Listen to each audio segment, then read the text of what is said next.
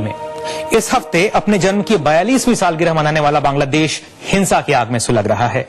इसकी चिंगारी 1971 में उसके अतीत से निकली है। पिछले कुछ समय से वहां आजादी की लड़ाई के वक्त पाकिस्तान से सहानुभूति रखने और अपने ही लोगों को मरवाने के आरोप में कई नेताओं पर युद्ध अपराध के मुकदमे चल रहे थे। पिछले हफ्ते जमात इस्लामी पार्टी के एक बड़े नेता को फांसी दे दिए जाने के बाद हिंसा और भड़क उठी और अब वहां 5 जनवरी को होने वाले आम चुनाव खतरे में पड़ते दिखाई दे रहे हैं। ढाका से प्रतीक्षा घिल्डियाल। इस वक्त बांग्लादेश में शेख हसीना के नेतृत्व वाली अवामी लीग सत्ता में है, लेकिन विपक्षी बीएनपी यानी बांग्लादेश नेशनलिस्ट पार्टी की नेता खालिदा जिया ने चुनाव का बहिष्कार करने का ऐलान किया है। ऊपर से हिंसा ने स्थिति को और पेचीदा बना दिया है।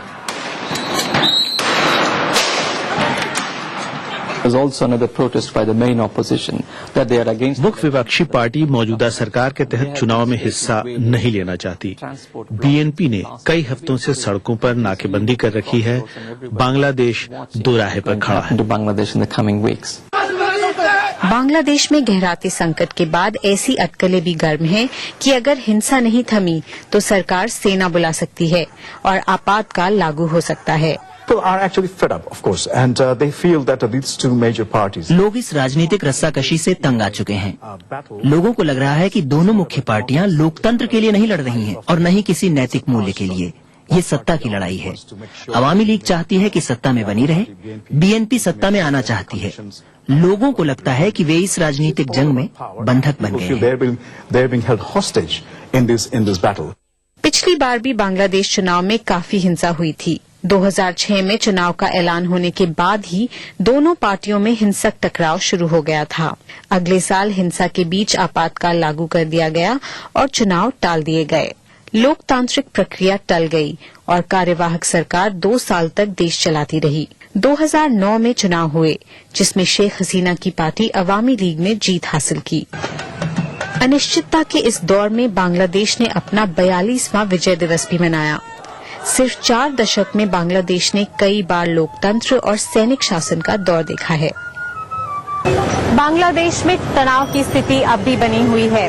सुरक्षा बलों और जमाते इस्लामी के समर्थकों के बीच झड़पें आम हैं, जिसमें कई लोग अपनी जानें गंवा चुके हैं। शेख हसीना की सरकार पर दबाव है कि वो हिंसा को काबू में लाए, लेकिन लगता है अगले महीने होने वाले चुनावों से पहले ये हिंसा और बढ़ सकती है। प्रतीक्षा घिल्डियाल, बीबीसी न्यूज, ढाका। बांग्लादेश में जो उथल पुथल मची है उसकी आंच क्या सरहद के पार भी जा सकती है? क्या उससे पड़ोसी भारत को भी कोई चिंता होनी चाहिए? ये सवाल रखा हमने बांग्लादेश में भारत के पूर्व उच्चायुक्त आईपी खोसला के सामने। ना हो या ना हो वो अलग बात है, लेकिन शांतिपूर्ण अगर बांग्लादेश नहीं रहा, अगर हिंसा कुछ हद से बढ़ गया तो हमारे लिए मुश्किल हो सकती है। यानी कि रेफ्यूजी आ सकते हैं और उसके अलावा हिंसा अगर पड़ोसियों में होती है, आपको पहचान है कि बांग्लादेश बहुत ही नजदीक पड़ोसी है। यानी कि हमारे जो बॉर्डर है, जो सरहद है हमारा बांग्लादेश से सबसे लंबा है, पाकिस्तान से भी बहुत लंबा है, तकरीबन 4,000 किलोमीटर है। तो कुछ ना कुछ असर तो होता ही है अगर बांग्लादेश में हिंसा ज्यादा बढ़ जाए तो। बांग्लादेश में भारत के पूर्व उच्चायुक्त आईपी खोसला। शीत युद्ध खत्म होने के बाद से भारत आहिस्ता आहिस्ता अमेरिका के नजदीक आता गया और पिछले 1 दशक में तो दोनों की दोस्ती की काफी चर्चा हुई, पर भारत अमेरिका की दोस्ती अभी एक नाजुक दौर से गुजर रही है। विदेश सेवा के अधिकारी देवयानी खोबरागढ़ी की गिरफ्तारी दोनों देशों के बीच अहम की लड़ाई जैसी बन गई है। वॉशिंगटन से ब्रजेश उपाध्याय बता रहे हैं कि भारत के कड़े रुख पर अमेरिका में क्या प्रतिक्रिया है। ये राजनयिक के खिलाफ ये कदम पूरी तरह से सोच समझकर उठाया गया था और अमेरिकी विदेश विभाग की भागीदारी के साथ, लेकिन शायद इतनी तीखी प्रतिक्रिया की यहां किसी को उम्मीद नहीं थी। अब अमेरिकी राजनयिक और अधिकारी बार बार ये दोहरा रहे हैं कि एक घटना भारत अमेरिका रिश्तों को परिभाषित नहीं कर सकती। सुनिए भारत में अमेरिका के राजदूत रह चुके टिम रोएमर का क्या कहना है इस बारे में। हो सकता है कि गलती हुई हो, शायद इस मामले से बेहतर तरीके से निपटा जा सकता था, मगर हमें अब आगे बढ़ना चाहिए। हम सभी जानते हैं कि अमेरिकी राष्ट्रपति भारत के साथ रिश्ते को कितनी अहमियत देते हैं। विदेश मंत्री केरी के बयान से भी साफ है, भारत के साथ अमेरिका का रिश्ता बहुत गहरा है। ऐसी एक घटना पूरे द्विपक्षीय रिश्ते पर हावी नहीं होनी चाहिए। ओबामा प्रशासन इसे अब तक सिर्फ कानून के उल्लंघन की तरह देख रहा है। वॉशिंगटन में इस तरह के सवाल भी उठ रहे हैं कि भारत इसके कानूनी पहलुओं की तरफ क्यों नहीं देख रहा। लेकिन यहां मीडिया में ये सोच भी सामने आ रही है कि भारत में महिलाओं के प्रति संवेदनशीलता खासकर भारतीय मीडिया और मध्यम वर्ग में बढ़ी है और ये चुनावी मौसम भी है, तो ऐसे में भारत के तेवर तीखे होना स्वाभाविक है। अखबार ये भी कह रहे हैं कि अमेरिका को एक मित्र देश के साथ शायद और सोच समझकर कदम उठाना चाहिए था। लेकिन एक बात तय है कि आने वाले दिनों और सालों में जब भी भारत अमेरिका रिश्तों में तनाव या ठंडेपन की बात होगी, इस मामले का जिक्र जरूर आएगा। वॉशिंगटन से ब्रजेश उपाध्याय। ग्लोबल इंडिया में आगे, भारत में हो सकती है सजा, मगर कानून जहां से आया वहां हो सकती है शादी।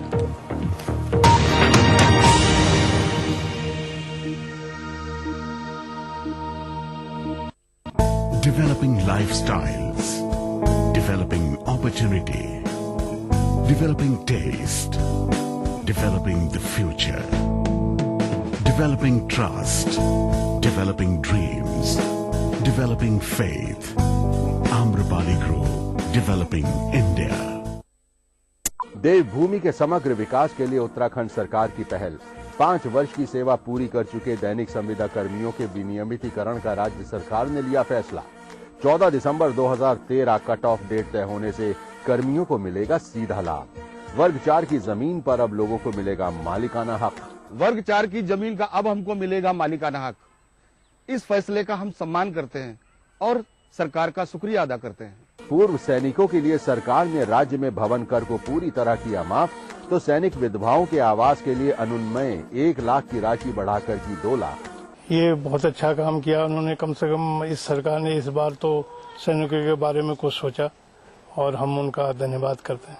आंगनबाड़ी कार्यकर्त्रियों का मानदेय में फिर किया 1000 का इजाफा। पुलिस कर्मियों के लिए पौष्टिक आहार भत्ते में 20% की बढ़ोतरी का भी राज्य सरकार ने लिया फैसला। राज्य के विकास के लिए वचनबद्ध है उत्तराखंड सरकार।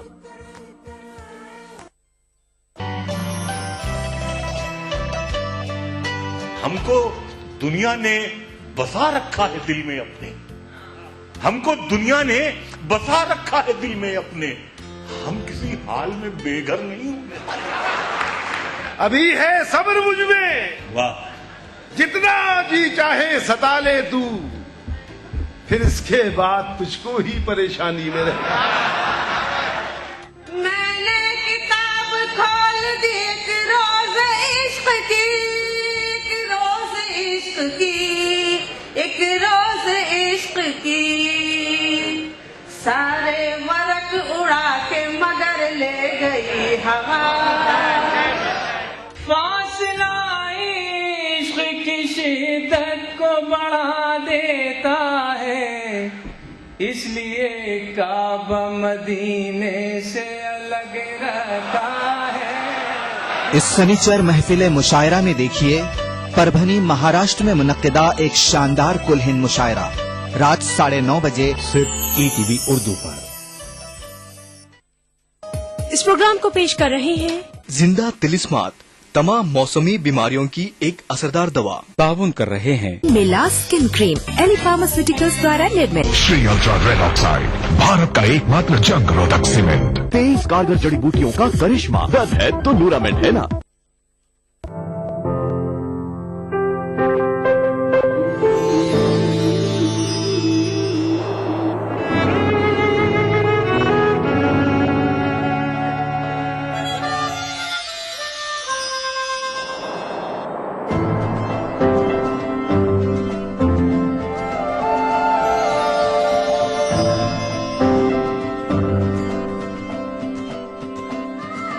नए एहसासों से जुड़े नए रिश्ते बिखेरेंगे रंग। जिंदगी लाइव सीजन 5 इतवार दोपहर 12 बजे और शनिचर दोपहर 12:30 बजे।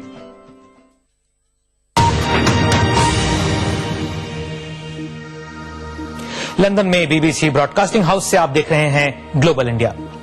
भारत में पिछले दिनों समलैंगिक अधिकारों पर जोरदार बहस हुई, जिसके केंद्र में थी IPC या भारतीय दंड संहिता की धारा 377। 4 साल पहले दिल्ली हाईकोर्ट ने इसे पलटने का आदेश दिया था, जिसे अब सुप्रीम कोर्ट ने रद्द कर दिया है। समलैंगिक संबंधों को गैर कानूनी ठहराने वाला यह कानून 1861 में बनाया गया था, जब भारत में ब्रिटिश हुकूमत थी। ऐसा कानून ब्रिटेन में भी था, पर यहां समय के साथ बदलाव होते गए और अब अगले साल यहां समलैंगिक शादियां तक होने लगेंगी। इस साल की फरवरी की एक शाम ये घंटियां बदलते समय की एक दस्तक थी। हाउस ऑफ कॉमन्स ने समलैंगिक शादी को मंजूरी दे दी। The ayes to the right, 400.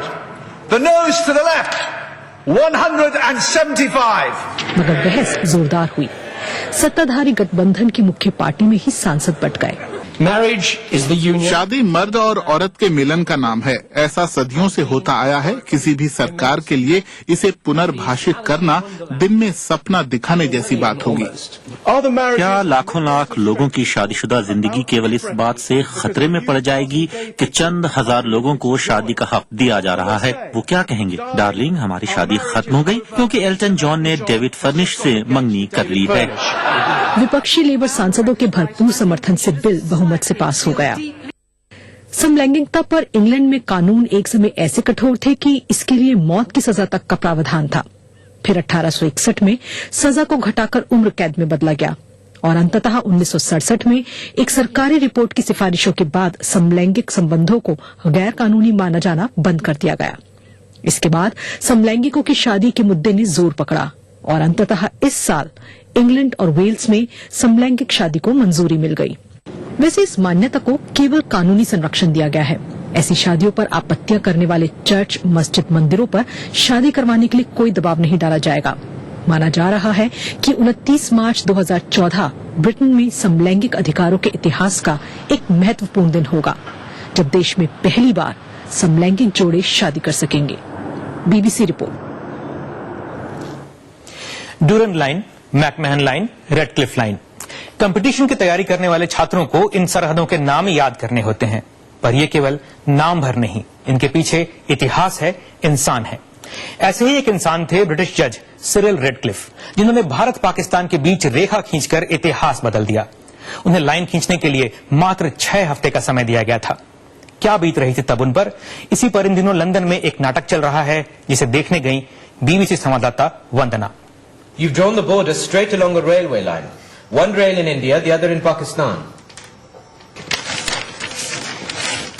Then we'll move the border. ये साल 1947 के वो 5 हफ्ते हैं जब आनन फानन में ब्रिटेन से बुलाए गए जज सिरिल रेडक्लिफ से कहा गया था कि भारत के 2 टुकड़े करने हैं। मेरे ख्याल से वो शालीन व्यक्ति थे, बिना भेदभाव वाले। उन्हें बहुत ही जटिल काम में झोंक दिया गया। रेडक्लिफ न्यायपूर्ण काम करना चाहते थे, पर वो ऐसा नहीं कर पाए। वो इससे टूट जाते हैं। शुरू में उन्हें अंदाजा नहीं था कि ये कितना बड़ा काम है और इसका मानवीय राजनीतिक असर क्या हो सकता है। कहते हैं कि रेडक्लिफ ने वो सब दस्तावेज और नक्शे जला दिए थे जो बंटवारे के गवाह थे। इसे ग्लानि कहिए, खौफ या कुछ और। नाटक में काम करने वाले कलाकार मानते हैं कि बंटवारे का खामियाजा आज की पीढ़ियां भी झेल रही हैं। I cannot become emotional. I cannot. Dead women, children. I cannot.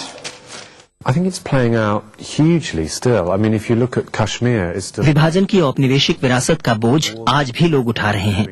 Kashmir को देखिए, वो युद्ध क्षेत्र जैसा है। पाकिस्तान और भारत कई युद्ध लड़ चुके हैं। हजारों लोग 2 ऐसे देशों की लड़ाई में मारे जा चुके हैं जो 2 पीढ़ी पहले तक एक थे। ये सीधा असर है।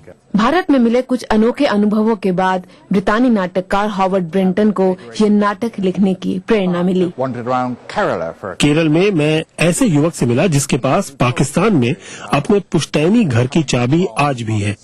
मेरी मुलाकात पाकिस्तान छोड़कर आए कई लोगों से हुई। तब मैंने सोचा कि बंटवारे की रेखा आखिर खींची किसने। यहीं से नाटक की शुरुआत हुई। When I got back to England, I asked myself, who drew this line? Radcliffe तो कभी भारत लौट कर नहीं आए, लेकिन नाटक में दिखाया गया है कि कैसे बंटवारे की रेखा बेबसी और कड़वाहट पीछे छोड़ गई। भारत और पाकिस्तान के लोगों के लिए नाटक में दिलचस्पी इसलिए होगी क्योंकि रेडक्लिफ की खींची एक लाइन ने रातों रात एक मुल्क के 2 टुकड़े कर दिए थे, जबकि ब्रिटेन के लोगों के लिए ये नाटक इतिहास के एक सबक की तरह है कि कैसे ये बंटवारा लाखों लोगों की जान जाने की वजह बना। वंदना, BBC, लंदन। विभाजन की रेखा खींचने वाले रेड क्लिफ न तो इससे पहले कभी भारत गए थे, न इसके बाद, और न कभी इसके बारे में उन्होंने कुछ कहा। मगर वरिष्ठ पत्रकार कुलदीप नैयर उन इक्का दुक्का पत्रकारों में थे जिन्होंने उनसे विभाजन के कई साल बाद 1971 में लंदन में मुलाकात की। मुझे बहुत उसकी सिंप्लिसिटी और वेरी ऑस्टेरिटी बहुत मुझे इम्प्रेस किया।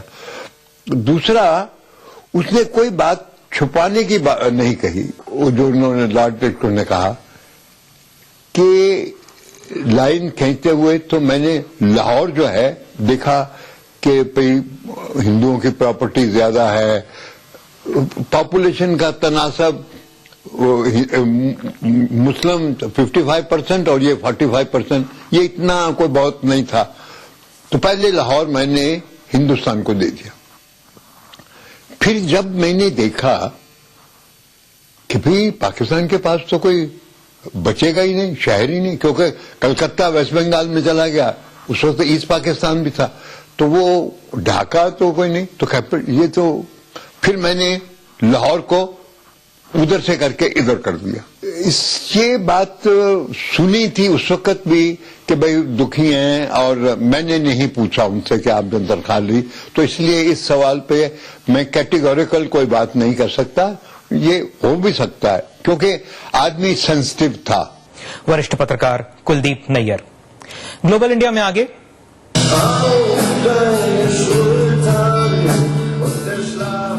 सुरों को समझाने की कोशिश, झूमने के लिए इशारा ही काफी।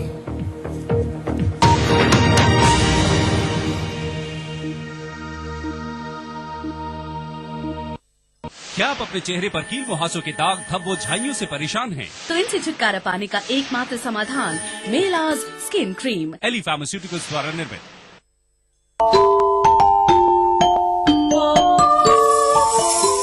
इस्लाम फॉर किड्स यानी इस्लाम बच्चों के लिए, इस प्रोग्राम में कुरान और हदीस के किस्से और वाकयात, हजरत मोहम्मद सल्लल्लाहु अलैहि वसल्लम और सहाबा की जिंदगी के हालात और इस्लामी तालीमात के अहम वाकयात पेश किए जाएंगे।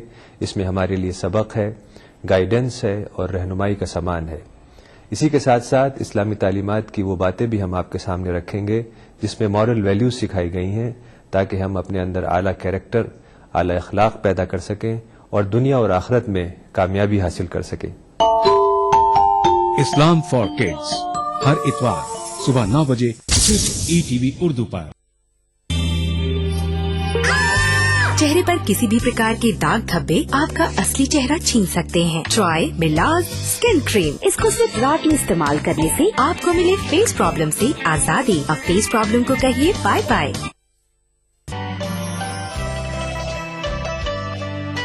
हमको दुनिया ने बसा रखा है दिल में अपने, हमको दुनिया ने बसा रखा है दिल में अपने, हम किसी हाल में बेघर नहीं होंगे। अभी है सब्र मुझ में, वाह, जितना जी चाहे सता ले तू, फिर इसके बाद तुझको ही परेशानी में रहे। मैंने किताब खोल दी एक रोज इश्क की, एक रोज इश्क की, एक रोज इश्क की, सारे वर्क उड़ा के मगर ले गई हवा। फासला इश्क की शिद्दत को बढ़ा देता है, इसलिए काबा मदीने से अलग रहता है। इस शनिचर महफिल मुशायरा में देखिए परभनी महाराष्ट्र में मुनक्किदा एक शानदार कुल-हिंद मुशायरा, रात 9:30 बजे सिर्फ ईटीवी उर्दू पर। इस प्रोग्राम को पेश कर रहे हैं जिंदा तिलिस्मात, तमाम मौसमी बीमारियों की एक असरदार दवा। ताउन कर रहे हैं मिलाज स्किन क्रीम, एली फार्मास्यूटिकल्स द्वारा निर्मित। Shri ultra red oxide, Bharat का एकमात्र जंग रोधक सीमेंट। 23 कारगर जड़ी बूटियों का करिश्मा। दर्द है तो न्यूरामेंट है ना।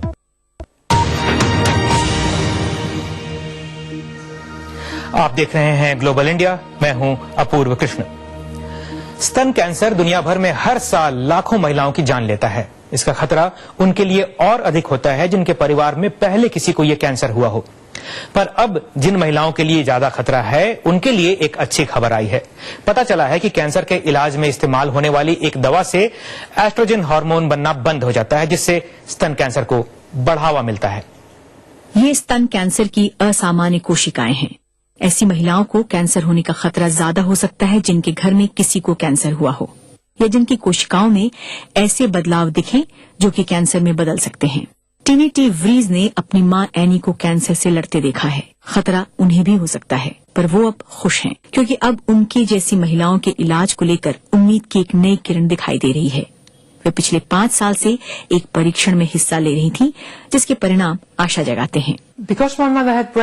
मेरी माँ को स्तन कैंसर था, इसलिए मुझे हमेशा लगता था कि मुझे भी स्तन कैंसर हो सकता है। इसलिए मुझे जब दवा के परीक्षण के बारे में पता चला तो मैं इसके लिए तैयार थी, और जब मुझे नतीजों का पता चला तो मैं हैरान रह गई क्योंकि नतीजे बहुत ही अच्छे थे। टिनी जैसी वो महिलाएं जिन्हें स्तन कैंसर का खतरा होता है, उन्हें स्तन कैंसर के एक परीक्षण में शामिल किया गया था। आमतौर पर कैंसर के जोखिम वाली 1000 महिलाओं में से 43 को 5 साल की अवधि में स्तन कैंसर होने की आशंका होती है, लेकिन जिन महिलाओं को एनास्ट्रोजोल नाम की दवा दी गई उनमें ये संख्या घटकर 20 रह गई और इसका कोई साइड इफेक्ट भी लगभग न के बराबर हुआ। इस तरह कैंसर का खतरा 53% यानी आधे से भी कम हो गया। एक डॉक्टर के अनुसार ये दवा पहले से ही इस्तेमाल हो रही थी, जिसे देखते हुए नया शोध किया गया है।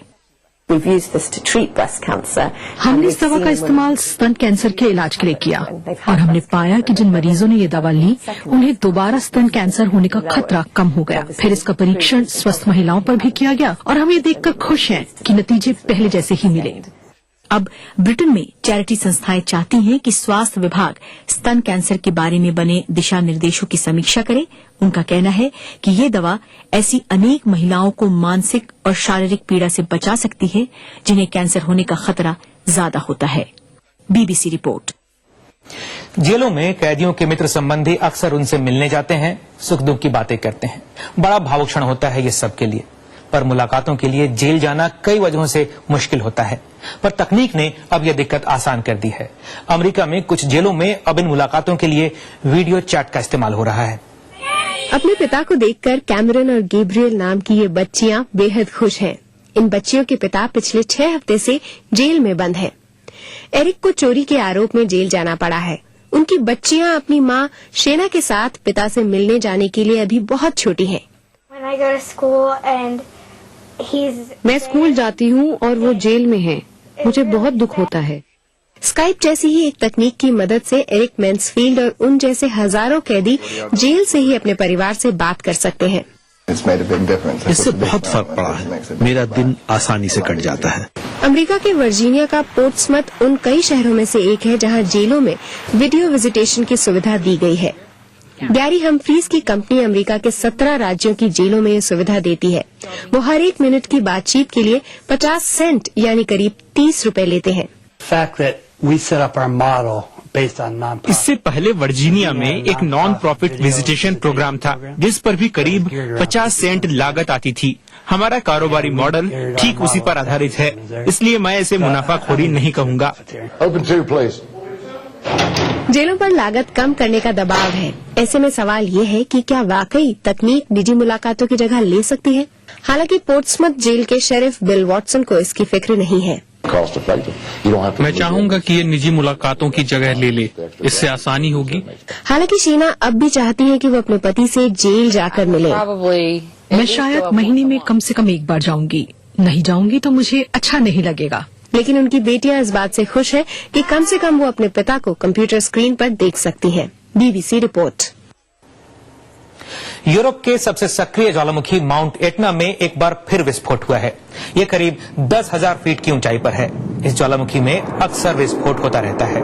इस वजह से कई बार विमानों के उड़ान पथ में बदलाव करने पड़ते हैं ताकि ज्वालामुखी से निकलने वाली राख से विमानों को नुकसान न हो। माउंट एटना की ढलान पर कई गांव भी हैं। यहाँ आखिरी बार बड़ा विस्फोट 1992 में हुआ था। ताजा विस्फोट के कारण इटली के कैटेनिया एयरपोर्ट को बंद करना पड़ा था।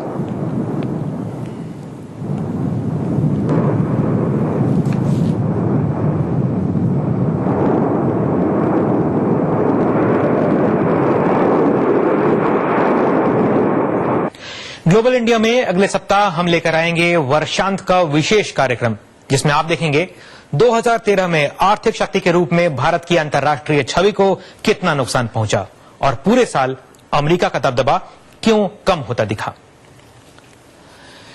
संगीत क्या सुनकर ही समझा जा सकता है, और जो नहीं सुन सकते उनके लिए क्या संगीत का कोई मतलब नहीं। बिना सुने संगीत, लगता तो यही है कि संभव नहीं, पर जर्मनी की एक महिला अनुवादक ने इसे संभव कर दिखाया है।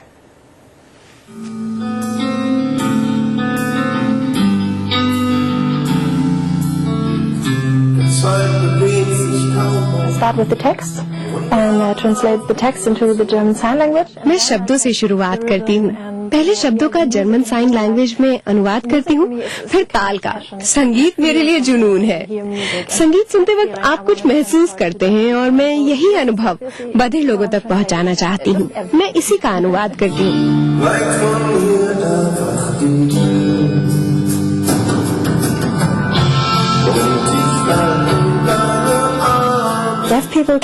मेरे पास बधिर लोग आए और उन्होंने बताया कि उन्हें कॉन्सर्ट्स में दिलचस्पी नहीं थी। जाहिर है क्योंकि वो सुन नहीं सकते। वो अगर अपने दोस्तों के साथ जाएं और दोस्त थोड़ा बहुत उन्हें समझाती भी हों कि क्या हो रहा है, तो भी वो कॉन्सर्ट को पूरी तरह महसूस नहीं कर सकते, उसके बारे में बात नहीं कर सकते। लेकिन अब वो बताते हैं कि उन्हें महसूस हुआ कि वो सचमुच कॉन्सर्ट में थे और फिर उसके बारे में वो एक दूसरे से बात भी कर सके।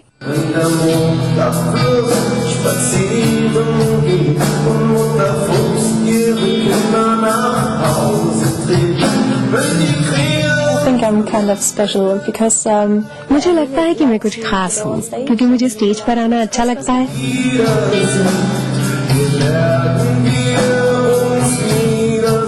मुझे दो चीजों से लगाव है, साइन लैंग्वेज और संगीत, और दोनों साथ करने का मौका मिले तो उससे अच्छा क्या होगा।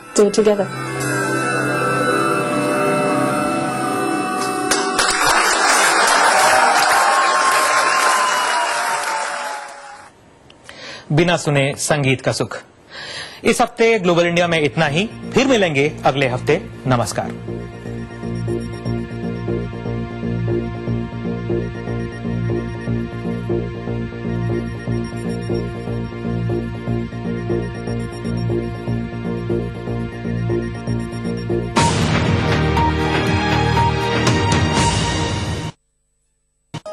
इस प्रोग्राम को पेश करने में ताउन किया बांगर सीमेंट, सस्ता नहीं सबसे अच्छा।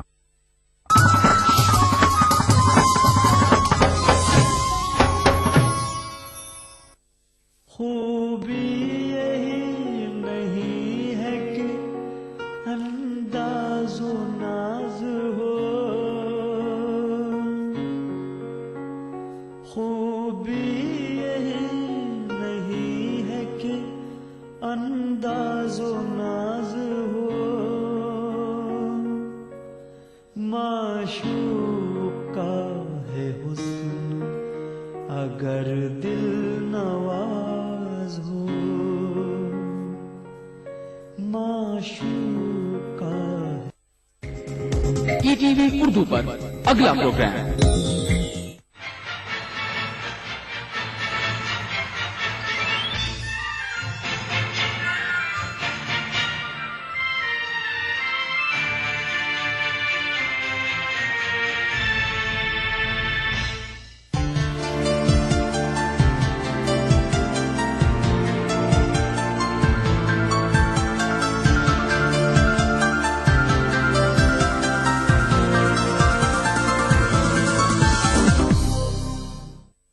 नाजरीन आदाब, उर्दू दुनिया में आपका इस्तकबाल है।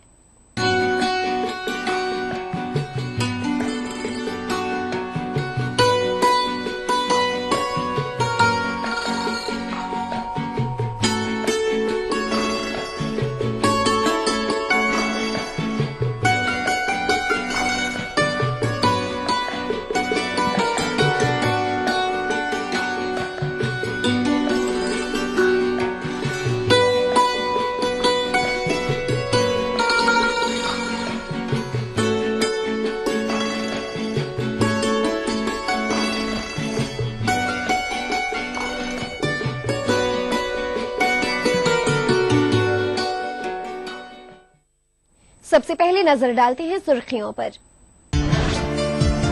उर्दू का फरोग और अक़लियतों में अंग्रेजी की सलाहियत बढ़ाने का जायजा लेने वाली कमेटी ने पेश की रिपोर्ट। मरकजी वजीर पल्लम राजू ने सिफारिशात पर अमल करने का दिलाया